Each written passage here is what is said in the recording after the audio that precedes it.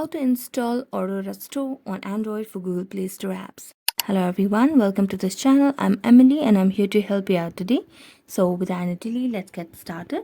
Now first of all, open up any browser that you have. Here I'm going for Google Chrome, and on the Google Chrome just search for the application. Now let's just search for Aurora Store.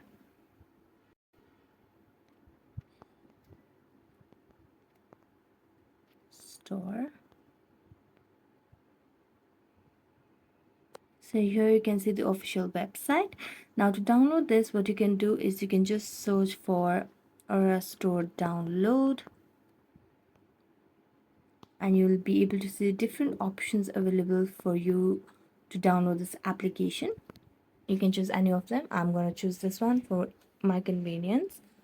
Now here you can see the option of free APK download. So you need to tap on free APK download and you'll be able to download the APK version.